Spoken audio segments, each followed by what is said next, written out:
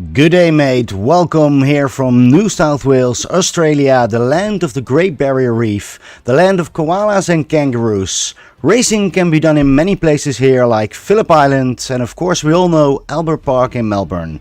But today we have moved our virtual booth to Oran Park for race number 5 in the Sunday night Skippy USF2K Championship series, brought to you by KOK Racing Network. My name is Pim Lut, and of course I'm not alone in the booth, so a warm welcome to my co-commentator Peter Lee. Peter, last Thursday, as I recalled, you took the decision not to be in the broadcast, but instead be racing. You're back again in the booth. What happened? Well, I just love Oran Park. You know, when we raced here last season in the Skippies, it was just the most fun I had all season. It's just one of these incredibly charming technical tracks.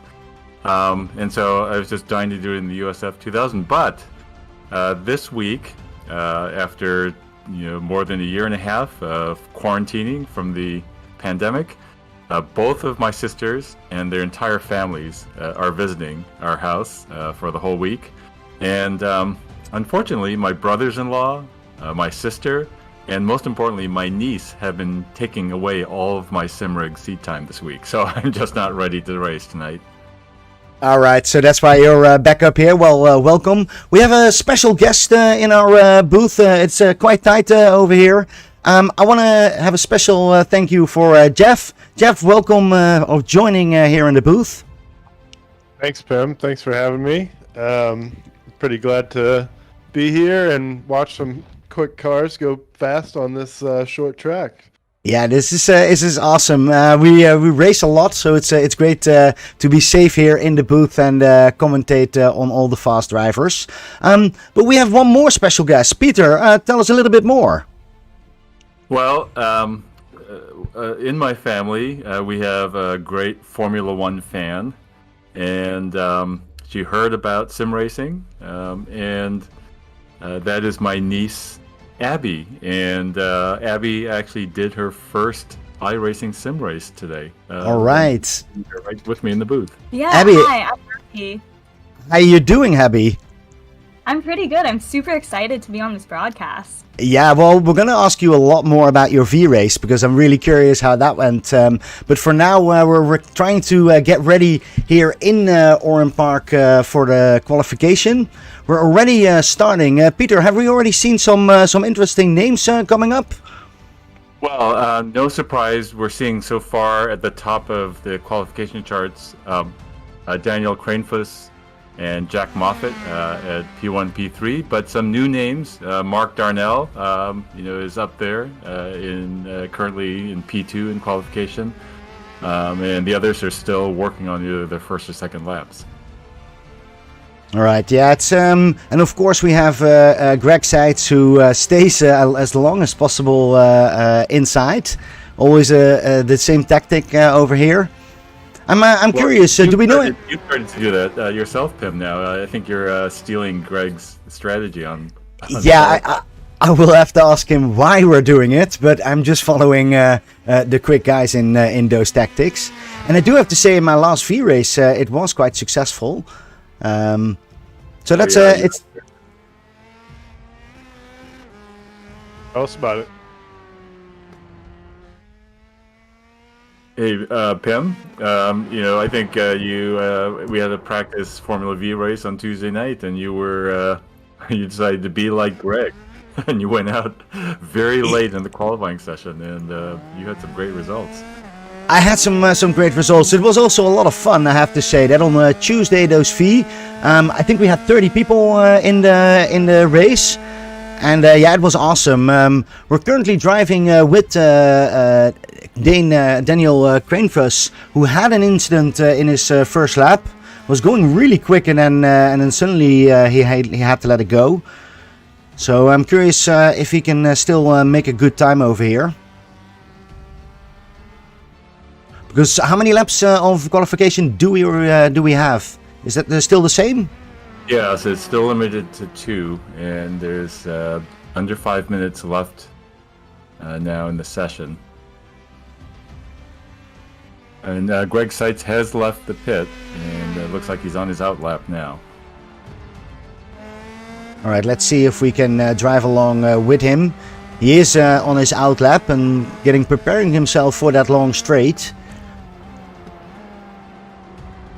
He has to take that a little bit easy because the tires are still very cold.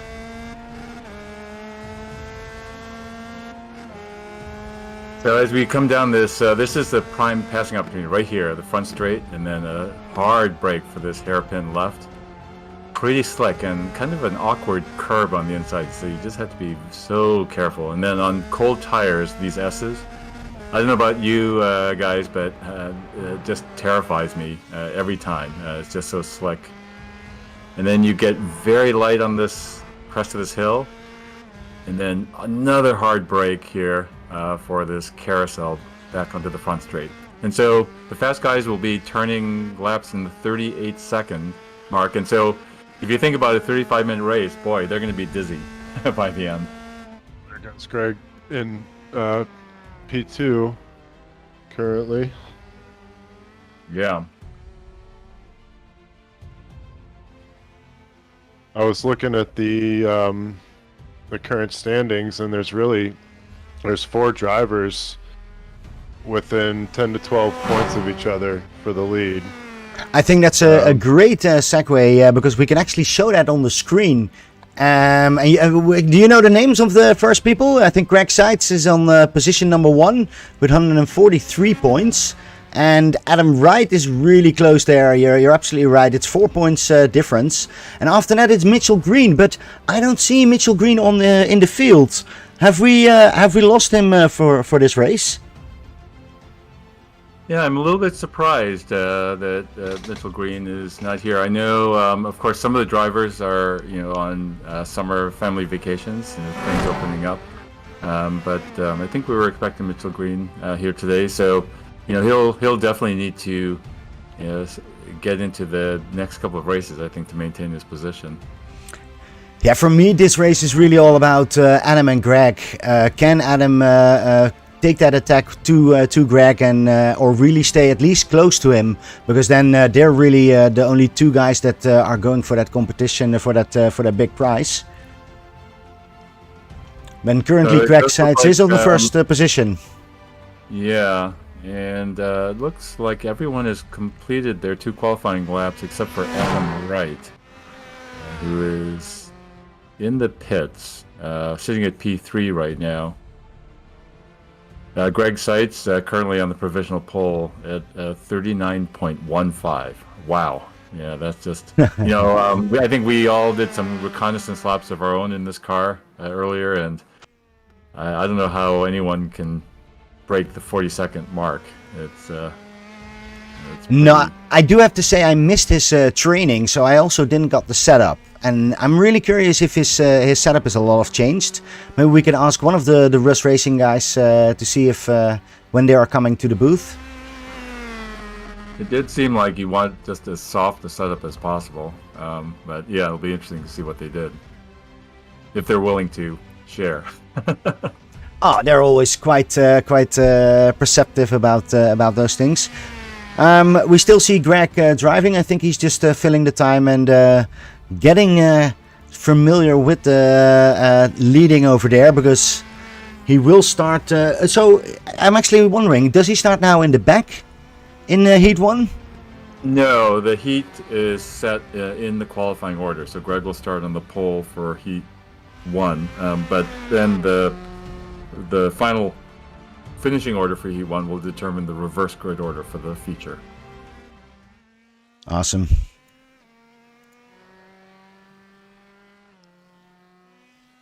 Yeah, Greg is just driving around. He will know the track quite well, so I don't think he has to really do it. But Jeff, do you do that sometimes in a qualification? Just continue your drive like Greg is doing up here? I usually don't. Actually, I like to keep my mind fresh of the cold tire feel. I don't want to get into that groove and into the race mode. So I just typically we'll do the 4 laps and pull off. Yeah, I'm with you. Yeah. For me, that's the moment to go to the toilet, to make yourself ready. I'm absolutely with you. I'm not continuing. If I still have to do that much practice, then I've done something wrong in the preparation of the race. The grid is ready, so we see Greg Seitz on position number 1, Daniel Cranefus on number 3, and Adam Wright on Adam Wright on number 3 and Daniel on number 2. So Adam is already a little bit behind Crank and needs to come up with that. It's good to see Rafael Bofill, number 6, is back in the track. Had some difficulties in Lime Park, but good to see that he's up here. Peter, do we already see any drivers coming to the grid? We're just getting a few of the cars gridding, and we have our 9 cars. We do have some blazingly fast, talented drivers. Even all the way back in P9 is Jeffrey Decker, who won the Skippy Formula 1, the Sunday Night Skippy Championship last season. So no slouches front to back in this grid. Now, while we're looking, they're coming up after the pace car. Some great cars over here. I'm still a little bit scared of Adam's helmet, but his car looks really fast. I think the full track is over there. We see Jack Moffat in his famous Polaroid car. The Marlboro car over here. Classic design.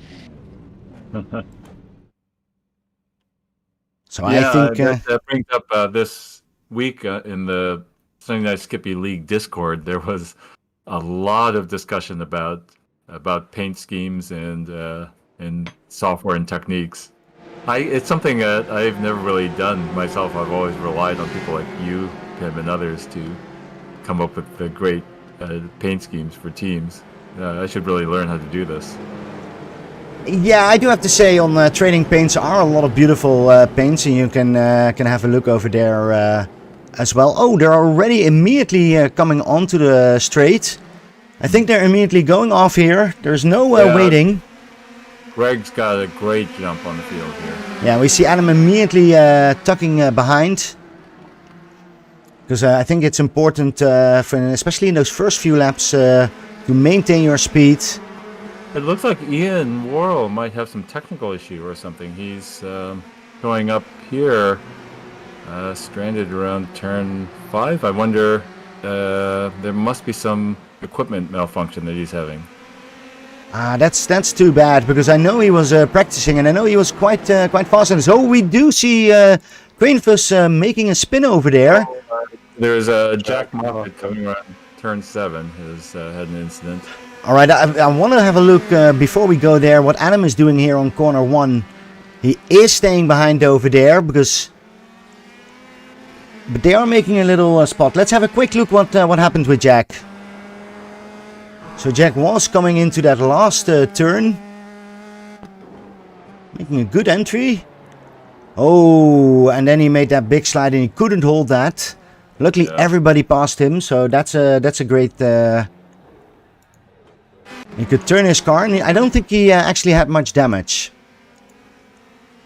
Oh, while we were watching the replay, Greg's managed to put a gap between himself and P2, and it looks like Ian's having some trouble still because his car's still on the track, or it was stopped on the track the last lap around.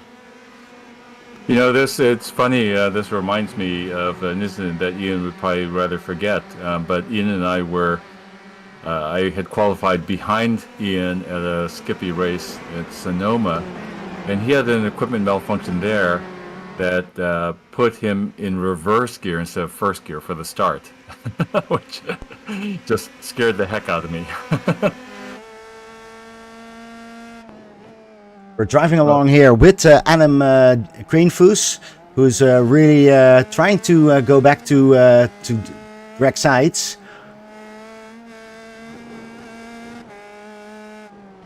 Adam right behind Daniel. So are the cars with similar paint colors from the same team?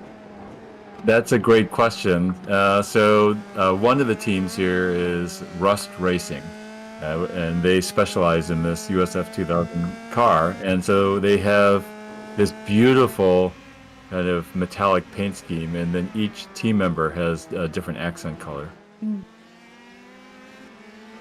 But that's a very good question, because we do see team members having different colors. Most of the times they try to have the same scheme so that they can recognize. But are there any other things that they have at an advantage working as a team, Peter? Well, of course, they work together. They have their organized practice sessions. One of the interesting things that they do in their Tuesday night practice sessions is they do a track walkthrough led by Greg Seitz. They turn all damage off. So they encourage the team members to take a few risks to try to find the limits, especially in side-by-side racing. And then they pair up and try to really bring people along. And so, they've really kind of helped fit into the Sunday Night Skippy League mentality, trying to develop everyone into better racers. Yeah, and I think Adam is on the moment a little bit in...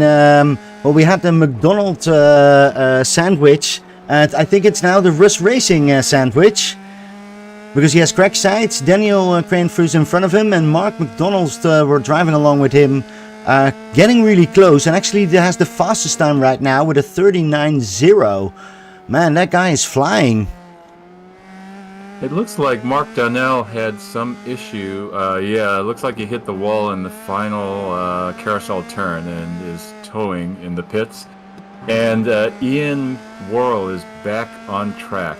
And so he seems to have resolved whatever technical malfunction he was dealing with. Yeah, we can see that he's actually has his fixed his car. It's great to see, and he does that quite safely. He comes back to the track.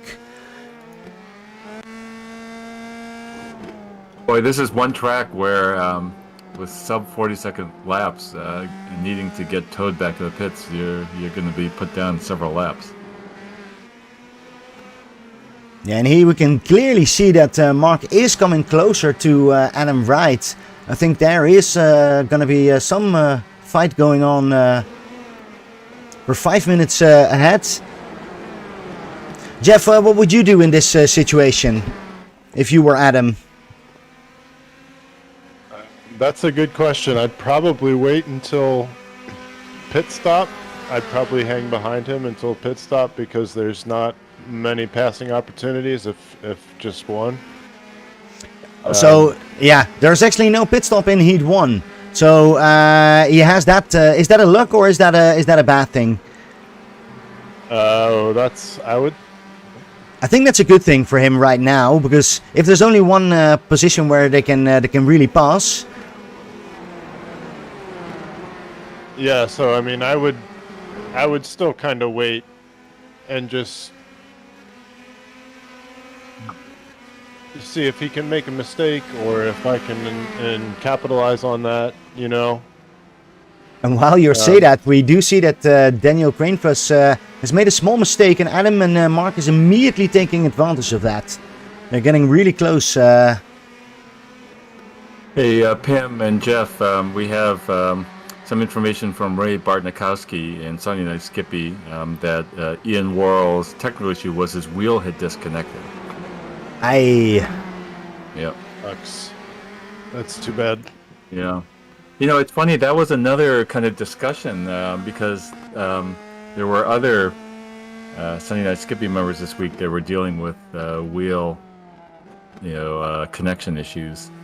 And so it's funny how sometimes some weeks the league discussions on the Discord, have these themes. This seems to be the week of, at least one of the themes being Fanatec errors. Right.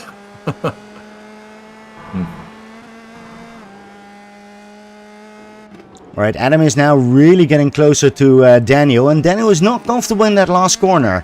He slips a lot of times over there, and it's great opportunity for Adam to come back.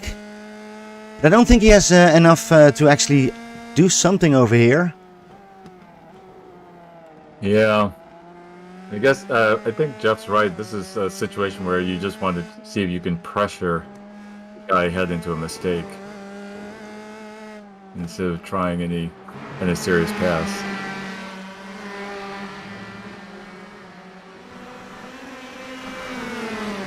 Yeah, and it is quite. Yeah, go ahead, Jeff.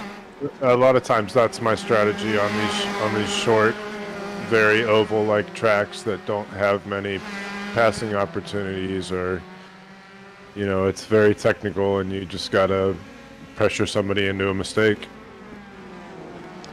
Yeah, and Jeff, you have become very good in that. I noticed the last races in the skip, you really moved forward. Any things that you do differently? Because this season, or at least the last season a little bit, you were quite getting into the speed and moving forward.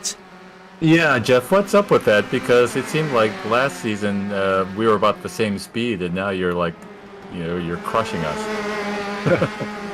I did make an effort to be more aggressive. I think my first few seasons in Sunday Night Skippy, I was just kind of getting the hang of the racecraft and the how fast certain drivers are. And now I've been working with a few different guys in the toxic group, but they've helped me get faster, just kind of working and passing. So yeah, I mean that's about it. There's plenty of guys that have improved along with me, and even surpassed where I'm at now. So it's awesome to see. Oh, looks like Adam has achieved overlap on the outside. He's really pressuring Daniel Cranefuss going into turn 1. Yeah, look, he won't get it, but might try it again next lap. Yeah.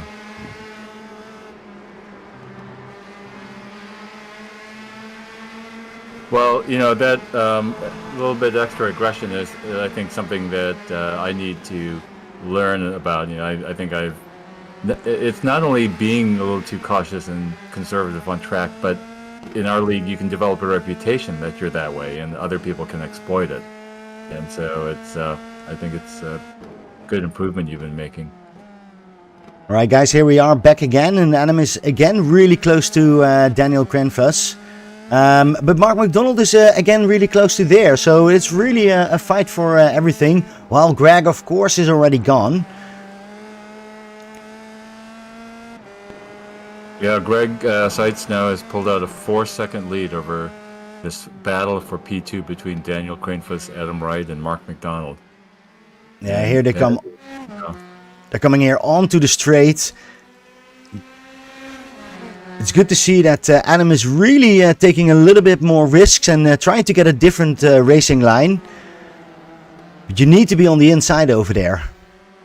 And Mark McDonald is just biding his time, just waiting for something to happen in front. Sometimes that's the way it works out.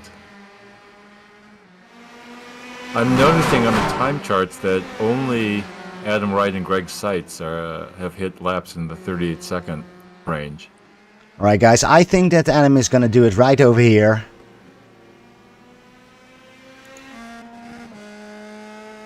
Should be closer. He can't do that right here. But he is really pushing Daniel into making a mistake. And you see that Daniel's taking a little bit of an outside line over there.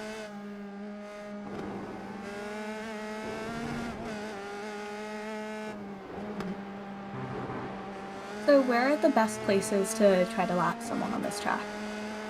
Yeah, well, I think, as Jeff has been saying, this is such a tight little track, and so probably the best opportunity is exactly where Adam has been trying to get side by side, which is right at the end of this straight. That's right over here, and he's going to try that again. Mark is really close to him as well, so he needs to also defend, and that's going to be difficult. So I think this time he won't do it. But Abby, I think this was exactly the position where he's going to do it in the last round. So the problem again with that, though, he makes the move and maybe he gets it, but that slows both cars down and lets Mark get Oh, look at that. Adam is so close. Adam is sitting already on that gearbox. Yeah, and so, Abby, what Jeff was saying is, while Daniel and Adam are fighting, they're compromising their racing lines. So they're actually being, both of them, about 2 or 3 tenths slower per lap because of this battle. And so Mark McDonald behind, he can take the better racing line. And so if, you know, these two guys, so see, Adam just had a bobble there, and it can give Mark a chance to get past one or both of them. And this is one of those advantages when you're with two team members, because I know that they're gonna communicate with each other, and that will make it extra difficult for Adam. But Adam has done more trickier things. I definitely still believe in him for that second position. Well, there's only a minute 30 left in this first heat, so that's what, maybe 2 more laps after this, 2 or 3 more. I guess it depends exactly where and when Greg passes. So 2 more laps now after this. 2 more laps, and we're driving along with Rafael Bofill. I don't think for this heat he has any chances anymore, but that will mean that he will have bigger chances coming up into the race. What's impressive, though, is that the top 8 running are all in the 39s. So that's I'm pretty impressed with how fast these guys are lapping. Oh, and back to passing, Abby. For the 35-minute feature race, the running order is going to be reversed. So that's going to be very interesting to see, you know, on this tight course, you know, how these guys try to pass, you know, usually slower traffic in front of them. You do see again that Daniel Cranefuss is really pushing in himself over there, and he's losing time, and this is where Adam is a little bit quicker and can come back really to that gearbox. And Greg Seitz is coming around the last carousel. I think he should be taking the checkered flag this time around. Yeah, he takes it very easily. He comes over that line very nicely. And then we see them both coming, Daniel, Adam and Mark. Mark is trying to get a different line, but no, they can't make any differences anymore. And it's Daniel on the second position, Adam on the third, and Mark McDonald on number position 4. And then we're waiting for Jeffrey Decker. But that will take a while because he had a pit stop also. Yeah, Jeffrey had a spin on the last lap in turn 5. So, but no damage and managed to finish the race. So we have at least the first part done. We see that the grid is has been changed. Mark Darnell is on the first position. Ian with his car on the second position. I'm curious if he's gonna race because I did see him coming back. Do we have any updates, Jeff? Nothing on YouTube. Nothing on Discord that I can see. All right, so that's going to be a big surprise if he's actually going to be driving along with us. We see already that Adam Wright is already on the screen, on the part over here. It does look like Ian is gridded, and on the Twitch stream in the chat, we have Pip151 saying that his shifter crapped out in Heat 2 of Monday's V-Race. And then, of course, Michael McLeod's wheel completely stopped working, and now Ian's wheel. It has been a bad week for hardware, for sure. All right, so we now know that it is immediately here on the straight that they're going for it.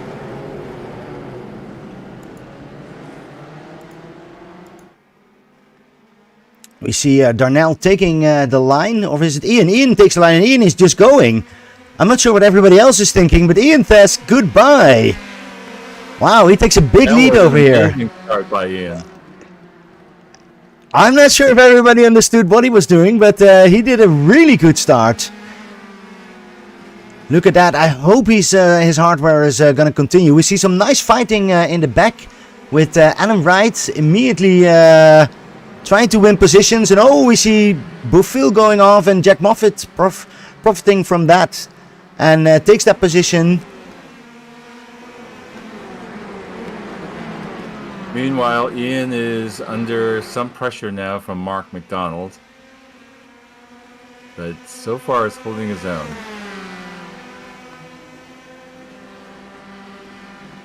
And, you know, besides the reverse grid, the other big wild card in this feature race is the fact that none of these cars are able to carry enough fuel for the whole race. And so it'll be interesting to see the window for when they could refuel is pretty wide, and so we'll see lots of different strategies. Yeah, we do see Mark McDonald getting really close to Ian, and he is going past him right now. I think Moffat just spun off, it looks like. Yeah. And we also see that there was contact or not. Sorry, Pim. Yeah, we saw that Ian immediately went into the pit. I'm gonna have a quick look what Jack did.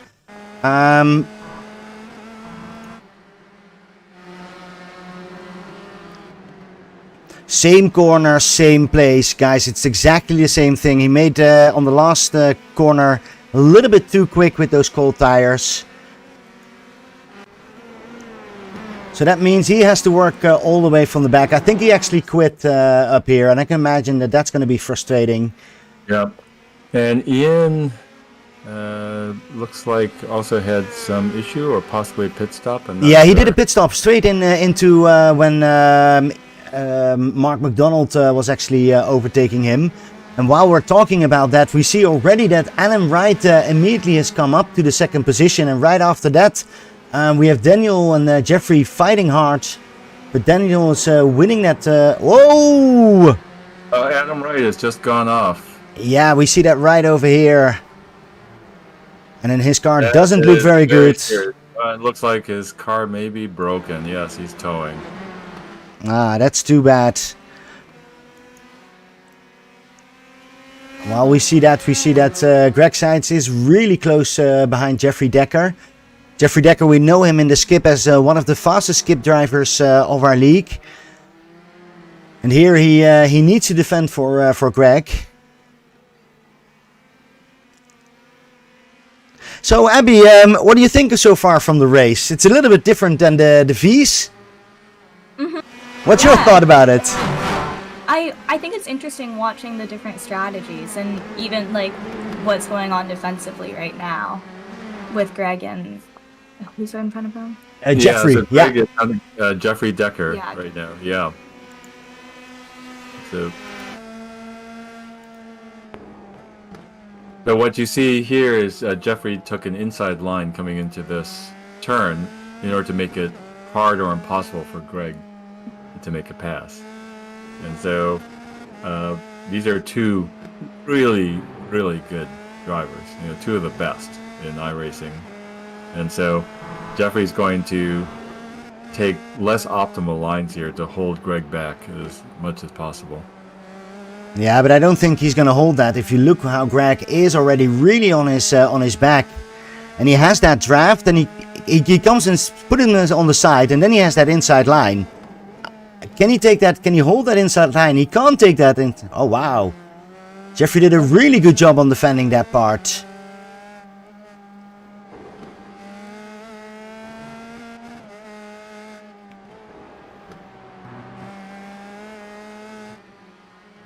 Yeah, so Abby, you had some side-by-side action, and I think you were saying when you looked at the replay of the race, you realized that you actually weren't as close to the other cars as you thought you were. And yeah. So, and these guys, you know, they get really within inches of each other. Wow.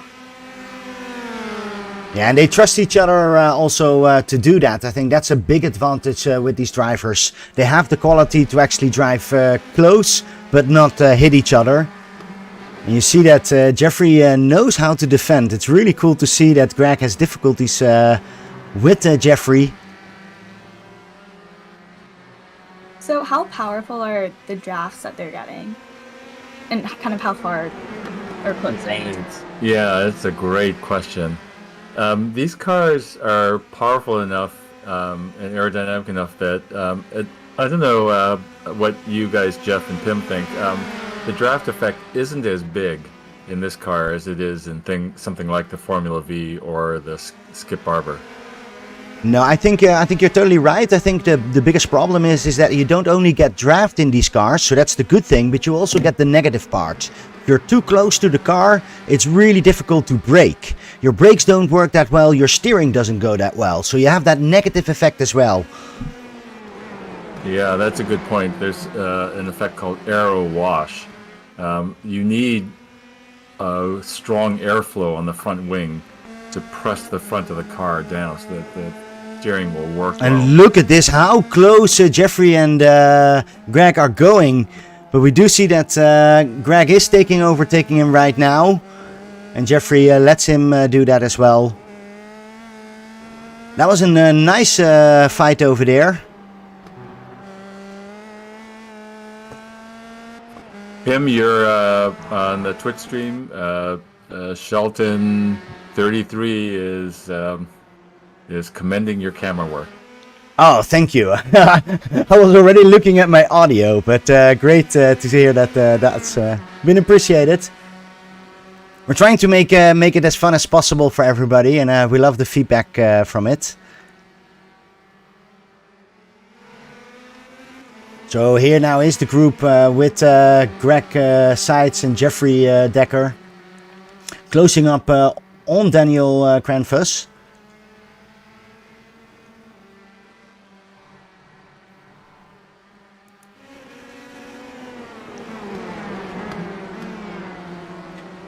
So Yeah, Abby, I have a question for you. You have done a couple of practicing right now. Are we going to see you as an official SNS driver, a Sunday Night Skippy League driver? Hopefully soon. Oh, wow. Oh, cool. Yeah, I did my first race against AI today. And Yeah, didn't and- hit anyone. So No, that was I pretty good. yeah, I heard from Peter it went awesome. He was very proud of you. And it's very good to see. But we had a talk about it with Ian, who's also driving. He's also one of the co-commentators in the V. And we were talking about that we need more female drivers. Need to have more diversity in our team. So welcome here in the broadcast. But I would love to see more racing with you as well. Yeah, definitely. I think I'm committed to getting some of the starting equipment. So hopefully within the next 2 weeks I'll be able to. Oh wow! You're getting the vibe of how that works. I know exactly. We have in Discord a chat about this, and every time when Peter talks, someone else is going to buy something. So look out for that. Peter has a lot of knowledge about the best equipment. Oh, Yeah, good. Just nudge your Uncle Peter for to come the swap meet channel on the Discord every couple days. Hey Jeff, so for a brand new iRacer, do you have strong opinions and recommendations on starter equipment? Not at all. Some of the aliens that you guys mentioned earlier use kind of entry level Logitech equipment. So I regret getting entry level stuff because it's a hobby that I got into, but there's definitely value in a good Thrustmaster Logitech Yeah. to make sure you like the hobby, and then Yep. It seems like the biggest transformation that people have are when they get their first load cell pedals. That seems to make the biggest difference for people. Yeah, or when your wife asks, when are we going to stop with buying new screens? I think that's one of the signs with me that I was like, okay, yeah, it could be possible. But I do have to say, I heard the big secret for me was that I know that Adam Wright actually drives with Autoblip in his skip. And that was like, I can't imagine that he did that and being so quick. I still don't believe it. It can't be true. I need to jump off a bridge if that's true. Yeah, well, and I have another thing that maybe Jeff can ask, because we have to ask Jeff, because what's happening with Team Toxic? Why is Jonathan Deckery so quick? Like, what did he take? I'm not entirely sure. Jonathan's been practicing a lot on his own, I think. I'm not there most nights. I'm there just Wednesday nights when we do the Sunday night Skippy practices. But yeah, I mean he's putting in some good races in Oh yeah. Sunday night. But it's funny. It's not only that Sunday night. He's also in the top split many times over there, and I actually watched those, and it's really nice to see that he really gained some speed. I remember driving with him for position 30, and he's now like I think a top 10 driver. It's amazing to see that speed that he got. Yeah, definitely. Back Right. on the track, this fight for P2, Greg Seitz is just stuck like glue to Daniel Cranefuss's gearbox. And Yeah. Daniel really holding up under the pressure. It's funny- Of course, these two guys know each other so well on track. And it's funny to see because the other tracks, Greg was really quick in coming back to the first position. But you do see he had lots of difficulties with Jeffrey, who's still behind them. And now with Daniel Cranefuss, that's gotta be good for Mark McDonald. Let's have a look at him because he's driving all alone over there. Yeah, Mark has almost a 4-second lead over this P2, P3 battle between Daniel and Greg.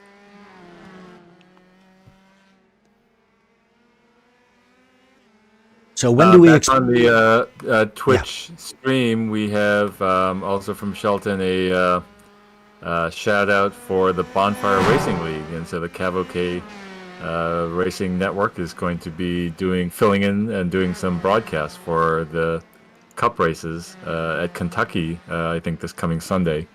I'm very excited about that. That's a good call out. It's a little bit early in the Sunday morning, but it is a spectacular event. We last time saw it. Was it Atlanta? It was Atlanta, and that was an amazing race. We have Greg Seitz in the pits. Sorry to interrupt. Yeah, no. I see that. We see that too. I'm curious about is whether any of these folks will take tires. My gut sense after my reconnaissance laps is that this track is pretty abusive of tires. Looks like Greg did not take tires, and so he is coming out. No tire change. No, and then have a quick look where that pit exit is, because that's a bit of an hassle. You have to go through the pylons, outside lane, and then you come back to that track. And he is right in front of Mark Darnell, sorry. And Daniel Cranefuss is now in the pits as well. All right, that means that Rafael Bofill goes to that third position, and that's good to see that he's back over there. I'm curious what Mark McDonald is going to do right now. Well, one thing we know is that the pit window, I think, is open, roughly speaking, until about 16 minutes remaining in the race. And so there's still another 5 minutes or so in the open pit window. And it looks like Greg Seitz is going to overtake Daniel Cranefuss. Oh, and they're side by side. Yeah, that was a really close one, but Greg could hold that. And does this mean already that the undercut is already working? Because Yes. then somebody needs to tell that to Mark McDonald, because he needs to come in as quick as possible. Yeah. Of course, Mark is playing with about a 3.5 to 4 second buffer, but it'll be super interesting to see how his pit stop works out now.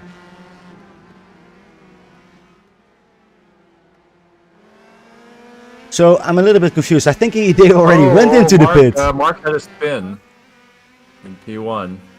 In T1. He looks Yeah, was like that- he got right back on track though. Yep. Hey, Jeff, do you have a tendency or a thought process around, when to pit for fuel? Typically, I like to run dry as much as I can. If I'm kind of battling someone, I will try to do the opposite of what they do. Yeah. Guys, while you're talking, Mark McDonald takes his first pit stop right here. So he is going in. And now this is interesting because he's later than the other two, and he had that spin, but he's working with about a 4-second buffer. It'll be super interesting to see what happens now on his exit. He's getting his fuel. It seems that it's a little bit longer, a lot of wheel spin, but he is out. And Really going to be close. yeah, because he needs to take that outside line, and we see them already coming from the inside. This is going to be, I think he's going to make it right over here because he has that speed and he is still out there. That's good to see. But now he has Greg Seitz right behind him. Right, and his 3.5 to 4 second lead now is only 1.2 seconds over Greg Seitz. Yeah, we see Jeffrey Decker was a winner already in Charlotte. Is here again on position number 1. Still has to pit, but curious how long he can take it out there. Yeah, he's also going into that pit or not. No, he's not. Yep.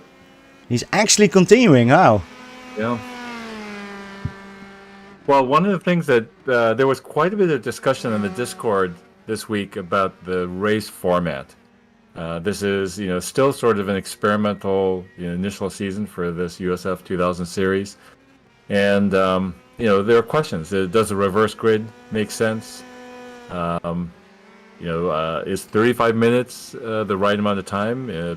It feels long, I think, for a lot of these drivers on this short track. But one thing that everyone seems to like is how wide the pit window is in this format. There's something like a 15-minute wide pit window, which is just makes for all sorts of different strategies. Yeah, I definitely think that that's one of the really cool things about these races. Personally, for me, the races can't be long enough. I like watching them. While we talking, we do see Greg Seitz and Daniel Krenfus getting really close here to Mark McDonald. While we see that Jeffrey Decker is still running on that first position. Has a lead of 29 right now, but... Meanwhile, Mark Donnell has made his fuel stops, and so Jeffrey Decker is now the only remaining driver who has not yet pitted for fuel. All right, let's have a quick look at those lap times, pit times that we saw over here. Pit lane time. We see Mark McDonald did a 38 and Greg Seitz a 37.1, a 1 second lead over there.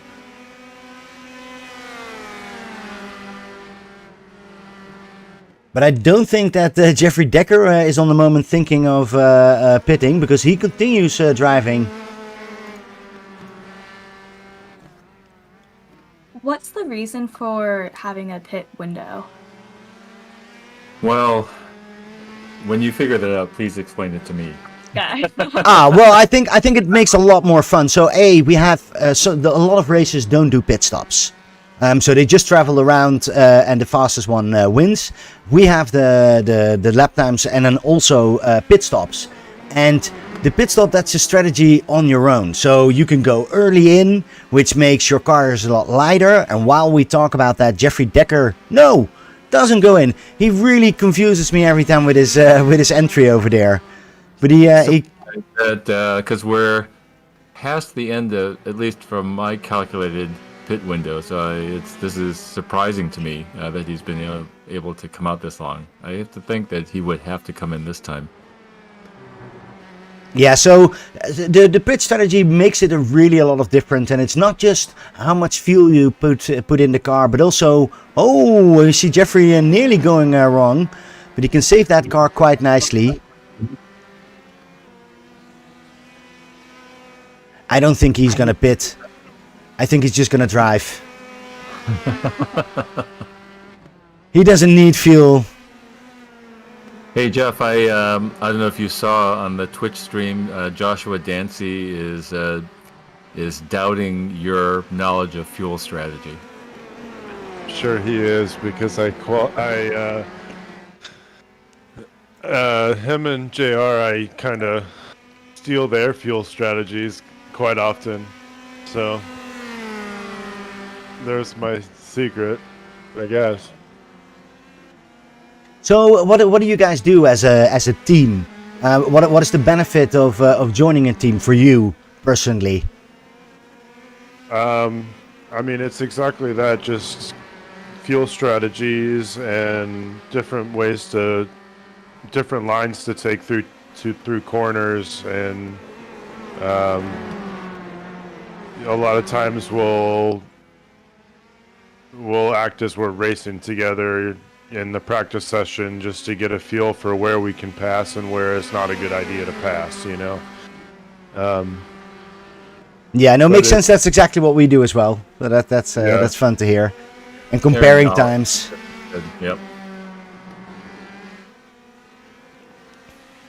There's also on the Twitch stream, Sheldon is answering a question from Joshua about what is the Bonfire Racing League. And it was explained there. It's NASCAR Cup Xfinity in trucks. And the thing that's cool about it is Cav Racing Network's very own Chris Smorrell won the Bonfire Premier Cup.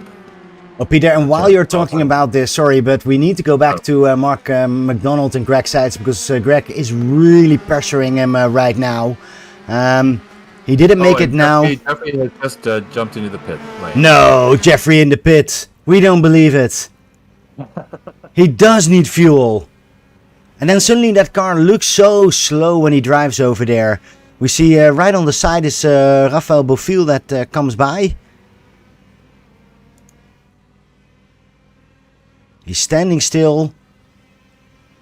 No wheel spin, so he does that really well. But we do see that Mark McDonald and Greg Seitz take that line, and they're ahead of Jeffrey right now. So it is really between Mark McDonald, Greg Seitz, and Daniel Krenfus, who has tried to go back over there, but that's going to be tricky. I'm not sure if that's possible. Right.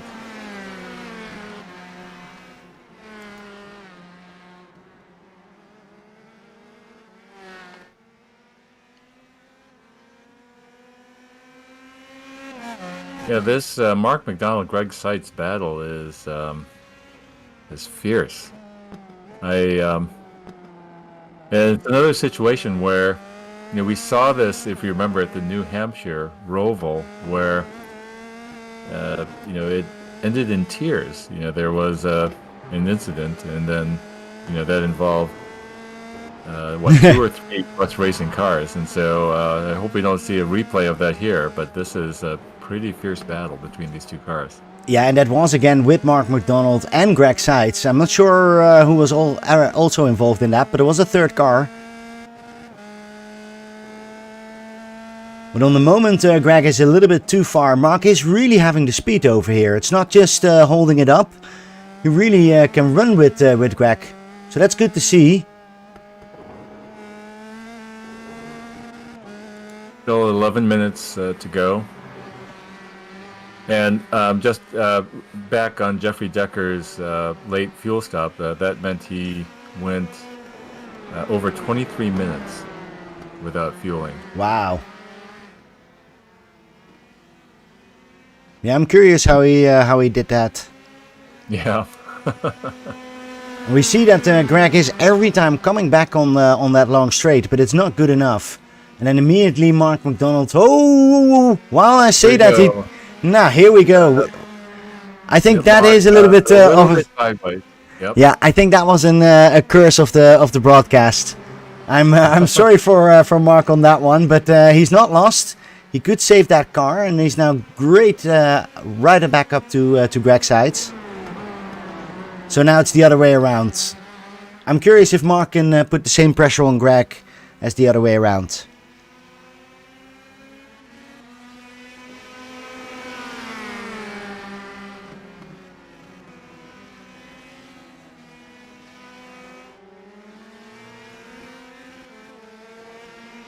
Well, that is the place where we've been seeing, I think, pretty much all the passing here. You know, right at the end of that long straight. Yeah, it's all on that long straight. If it doesn't happen there, then it's going to be very difficult. But I definitely see that Mark is a little bit quicker on all the other parts. Because he's really gaining over there.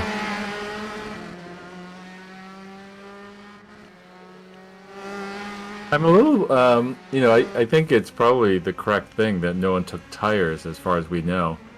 But I still feel, Pim, and I think it's controversial, but I still feel like after, at least in the way I drive, after about 20-25 minutes, the tires start to go on these cars. And at least for me, the car starts to understeer noticeably. Oh, we see Mark McDonald making a big mistake.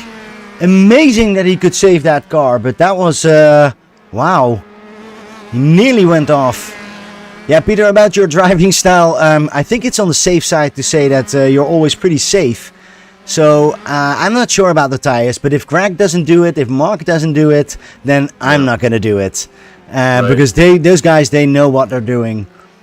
But just in my own defense, that incident there with Mark McDonald was a clear understeer. His front end was just not steering. And it could be aero wash, being too close to Greg, but it could be his tires.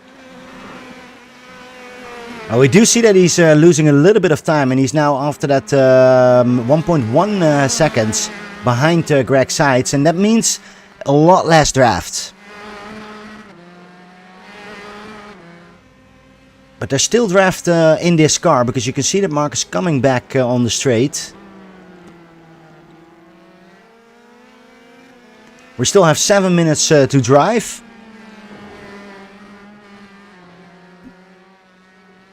How do you handle that, Jeff, in these long races? We also have them in the skip, 45 minutes. How do you keep your focus? I actually prefer the longer races, just to get into a groove, and let it become muscle memory kind of thing. At the beginning of the race, it gets kind of, you get the jitters out and then kind of get into it. I don't have to worry about tires, so that I was kind of curious about that.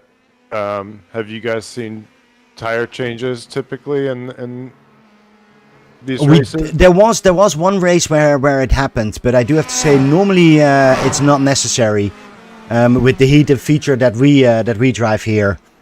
But as Peter was saying, it's a lot of difference. We were driving NASCAR Atlanta for the league for Sunday, and I think after 10 laps my tires were gone. And those guys can actually do like 30 or 40 laps on those tires. It's amazing, but you really need to manage them a lot different than we have to do in the skip.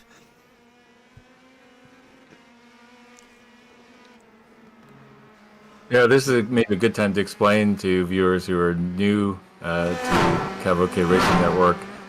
Sunday Night Racing League has several different race series. This is USF2K race series, but the core of Sunday Night Skippy, as the name implies, is Skip Barber Formula 2000 cars.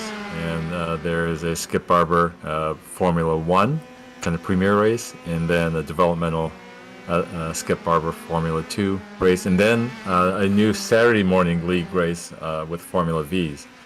So it's really expanded a lot, and I think it's put everyone under a little bit of stress, frankly, because we're all trying to make decisions on what to focus on. And they're all so much fun to drive. I really feel that's so much, but it is also with the people that you drive. I think that league mentality is in all the three leagues the same. And that really helps. And while we're talking, we do see that Jeffrey Decker is coming a little bit closer to Daniel Cranefuss for that third position. So that could be nice that there is still a race going on. And Jeffrey is coming into that 0.1 second gap. And that means his draft will definitely be there. Well, and we're seeing Jeffrey is turning laps at 39 flat. So, it's 1 or 2 tenths faster than Daniel right now. And he's got plenty of time. There's still almost 5 minutes remaining in the race. Yeah, he first needs to come a little bit closer. And we see Daniel Cranefuss Oh, it looked like he went into the pit, but that wasn't the case. I was already thinking like that would be a weird strategy. So do you get a better draft if there's 2 cars, like side by side Yeah. in front of you? Yeah. Yeah, definitely. Yeah, if you have 3 or even if you have a car behind you. What do you think, Jeff? I have the feeling that if the car behind me, that you even go faster. That you get like a draft from the guys from the back or from your side. Don't know about that. Maybe that's just like My mental game that they play with me. yeah, I don't know. Maybe so. I don't know. But definitely when there's 2 cars ahead, you can get like a huge slingshot. If you kind of utilize that draft as best you can. You know, Abby, since you're starting as a rookie in Formula V, the Formula V has a massive draft effect. It's like at this week's Formula V track, at Lime Rock Park, that front straight, you are a full half-second faster if you're right behind someone, like within a second of someone. It's crazy. And in fact, it causes a lot of accidents because then people don't realize they're coming into that turn 1 at the end of the straight a lot faster than they're used to, and you see a lot more spins as a result. We saw that actually for the Tuesday night practice race. So would that be fast enough to get around to pass? Yes. Yeah, I do have to say that that's in the cars different. In this USF, it's difficult. I don't think you're gonna manage to overtake 2 cars. You have to take that a little bit slower. In the V or in the skip, oh, you can pass as many people as you want. I think with this car, I'm not sure if how do you guys feel that, but it's quite difficult to manage more than 1 car in a fight. Yeah. Jeff, what are you focused mainly on the Skippy right now? Yes, I tried out the USF car when we first opened this league, and I tried to go back and forth from this and the Skippy and realized it was just kind of, I'm just a 1 car guy. I don't have the time to practice with 2 cars, so just stuck with the Skippy. Right. Yep. Now we see Greg Seitz coming over the finish line. He's continuing quite fast with a 39.1, and Mark McDonald is losing 0.3 per track, so that's quite a bit. But Jeffrey is getting closer. What do you guys think? Does he have a chance? He does. He's only he's less than half a second behind Daniel Cranefuss for that last podium spot, and after this time around, I think I would expect 2 laps remaining in the race. Well, Jeffrey is eating that box right now. Takes that outside line.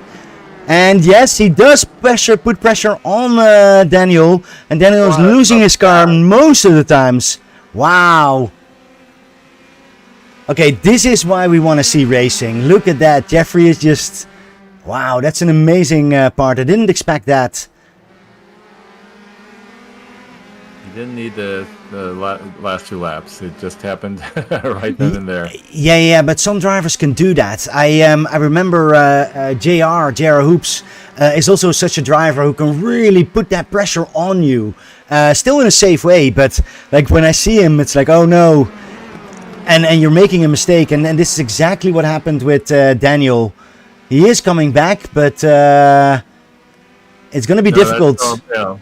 Well, and Daniel is, one of the seriously top USF drivers on the service right now, and so that was quite. Yep. Locked it up. And so I'm going to again claim that tires start to go out, and you start to wash out. I think that looked like very serious understeer. Oh, and we see a big car going there. Mark McDonald made a big mistake.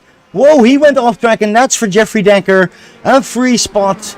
Look at that. Let's have a quick look what happened to Daniel. Wow, suddenly big action over here. Daniel went off, and Jeffrey Decker can drive really easily past him. I think you're right, Peter. It looks like the tires, because Daniel went off again. Yep. And it didn't look like it was a big mistake by him. It just kind of looked like. All right, guys, we're coming over the finish line. Greg Seitz, his big victory. Let's see how he can finish this car. Oh, he keeps it in one line this time, and he is the winner of this race. Jeffrey Decker, very exciting. Made a good race out of this on the second position. And here you have Mark McDonald, who takes that third position. And there we have Daniel Cranefuss. Big disappointment for him. Was driving a long time on the podium and has to take a fourth position right over here. Wow, exciting race, guys. Yeah. Well, again, Greg is just on a different planet here. But wow, what a drive for Jeffrey Decker. He just kept getting faster and faster and faster through the whole race. Yeah, this is an amazing... let's have a quick look at the feature results. We see Greg Seitz on first position, Jeffrey Decker on the second. Congratulations for coming back, Jeffrey. Awesome to see that immediately he's back. So he drove 2 races. One was on the first spot. The second one was on the second spot. So he definitely needs to stay in here to make it a little bit more of a fight for Greg Seitz. Bit disappointment for Adam Wright on the 7th position. Lost it and couldn't get that back, but that is going to cost him in the championship here. We don't have the results yet, but as we see the bonus points and everything, I think Greg is going to take a big lead, and Adam is just going to barely take some points. We have Jeffrey Decker in the broadcast booth. Should I invite him in? Of course, let's not discuss that. That's an awesome... I'm really curious how he had this race going on. Jeffrey, this is Peter with Pim and with Jeff. Congratulations. Cheers, guys. Yeah, thank you. I'll take that.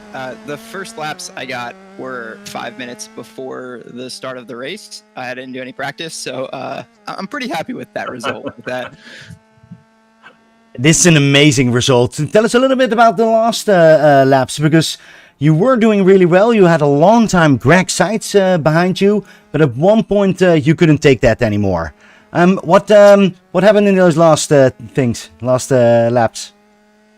So last laps I actually made up a couple of positions, but it was early on that I couldn't hold Greg behind me anymore. But yeah, early on, like, he's just too quick. He's really quick in these cars. So I was kind of like holding him off a little bit, but he just had me out of the last corner. So I kind of just let that position go early and decided to try to just run my own race, still get used to the car, you know. So I used that first stint to do that. And then when everyone pitted, that was just a nice like way for me to get a break and not have to worry too much about like trying to catch up to a car ahead or anything like that. I was kind of able to like find a comfortable pace. And then I think that just helped in the final stint when I was trying to track down whoever was in P3 for a long time and kind of just slowly chipped away at that gap. And then I think McDonald went off like on the last or second to last lap. So gave me P2 there. But yeah, it was a fun fight for P3, trying to catch up and make up that difference in the gap, and then ultimately make the pass in the final corner. It was a lot of fun.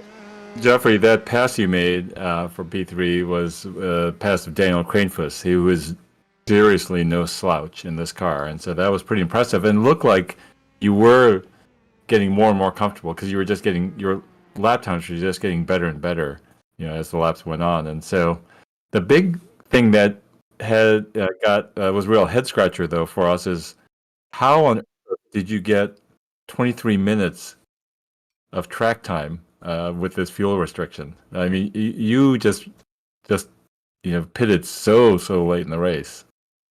Oh, I'm not sure. I didn't realize that was like a particularly long stint. I actually came in a lap early as well. I could have gone a lap longer, surprisingly enough.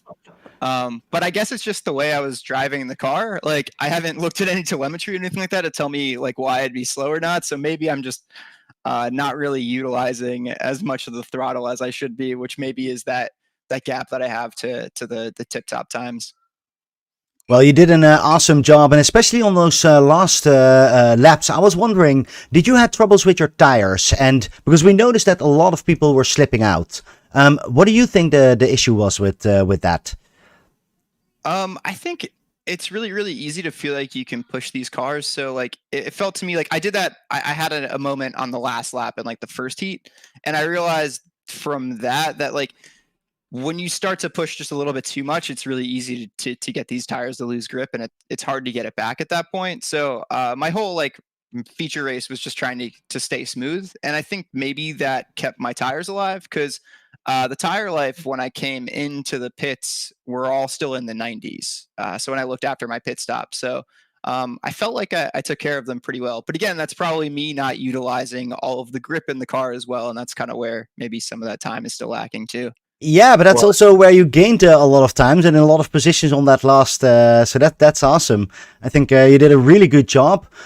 You done now your championship on position number 1 in Charlotte. Now number 2. Does that mean we're going to see you more often in these races?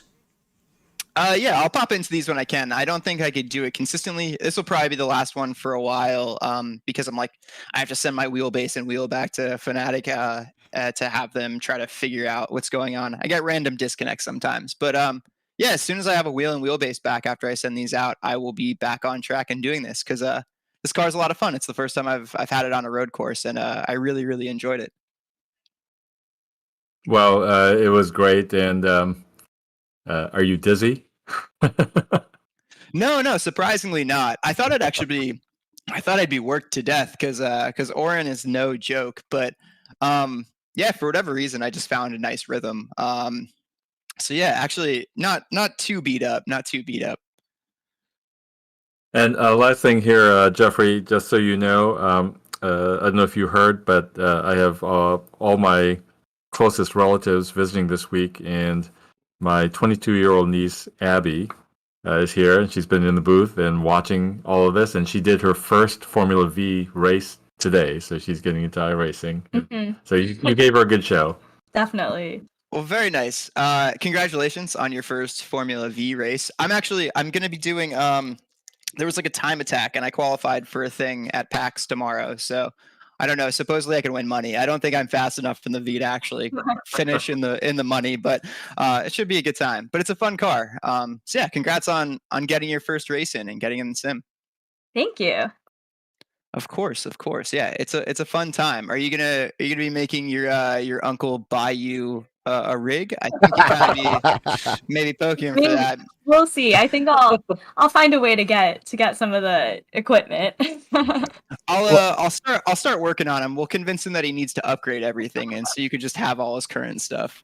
Yeah, Jeffrey, I think we're gonna already have a fight on Saturday morning because I've heard she's driving the V, and we do have our V races, so that's gonna be fun to see who is actually the first competition over there. Is who's gonna drive? Is it Peter or is it Abby? But her first race today, she was only about a second off the pace. that's amazing.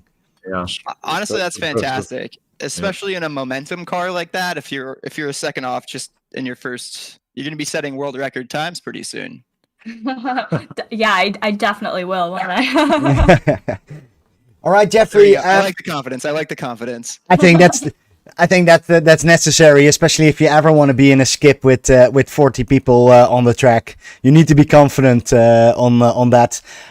You as a winner of Skippy, is this car for you a lot of difference? Because it looked like you can just do any car. The biggest thing I think with this is like the braking is a lot different. You can't really stand on the brakes as much as you can in the Skippy. So that was one thing I had to kind of figure out. It's more like brake. I guess it's not really like braking in GT3s either. I don't know. It took a little bit of figuring out, but I think that was the biggest thing. And then figuring out how to avoid like the initial understeer on turn in. So a little bit of a different feel. But once I kind of got that figured out, it felt pretty nice. I like that you could actually like, you can slide the back a little bit and it feels like you don't lose time. Maybe you do, but it feels like you can get a little bit of rotation with sliding the rear, which I'm a big fan of. Yeah, well, you did an awesome job. Congratulations with your second position. Any shout outs for you as last moment? No, just big thanks to you guys for doing the broadcast. I look forward to kind of looking back and watching it. I'm sure you guys did a fantastic job. And as always, just a shout out to my wife for always letting me do these races when I can. Yeah, that's very important to have the home front rooting for you as well in that way. Well, thanks very much for your time, and thanks for your great racing. And we'd love to see more of you on the track within any car, because you're always fast and always fun to watch. So thanks very much. Have a great evening. Cheers, guys. Thank you so much. All right. So yeah, Peter, this is again race 5. We're going quite quickly already. What do we? Yeah, and I wish I had been on the track. I think it's a fun track. I don't think I would have been that competitive, just given lack of track time. But it looked like fun. No, it looked really fun. It was awesome to see those guys drive. I do have to say they're 2 seconds on my lap time, so I would have not made any chance. And I'm happy that I'm here, safe in the booth with you guys. Jeff, I want to thank you for joining us as well. It was a big surprise, and I think we can do this a little bit more often if you don't drive this USF. Do you agree? Yeah, I mean, I'd love to. I appreciate you guys having me. And I want to take a token from the other Jeff's book and thank Kavak especially, because Chris has been broadcasting the Sunday night Skippy races for I think 5 or 6 seasons, and I really appreciate that, and I know a lot of people do. So, yeah. No, that's forward to this Sunday. Yeah, no, it's awesome, and for me that's the same thing. I really appreciate how well Chris does that. I can still not imagine if you have to do that for 40 cars, but we have it luckily a little smaller pack. But Jeff, you're always welcome. And then as last, of course, Abby. Thank you very much for joining, and I hope we see more of you. Do you think there's a chance for that? Yeah, I definitely think so, and thanks for having me on the broadcast. It was awesome. It's great to see enthusiastic new drivers, and I hope that you will actually join us in the Sunday Night Skippy, or even our team. Let's do a shout out for Team Jason, because Rafael Bofill is driving this one. Myself and Peter are driving the V together with Jason. So we could always use some good team members. So love to join you. But we'll talk about that, and we'll talk about the contract of that before you start. Great to have you up here, Jason. Peter, last words are always for you. Any last thoughts about this race, or maybe upcoming race? Well, I want to be on the track with these guys at least a few times, and so I think with Jeff joining and maybe Abby in the broadcast, maybe that can free me up a little bit to do that, and so that'll be great. It just looks like a lot of fun, and I love driving this car. Yeah, no, it's a great car. It's amazing to do this. I have to say, I'm still sad if you're actually gonna drive. But as this race, we will see where you're gonna be. For sure, it's gonna be a lot of fun. I want to thank all our viewers for watching, and let's see you back on next Thursday. Thanks very much for watching.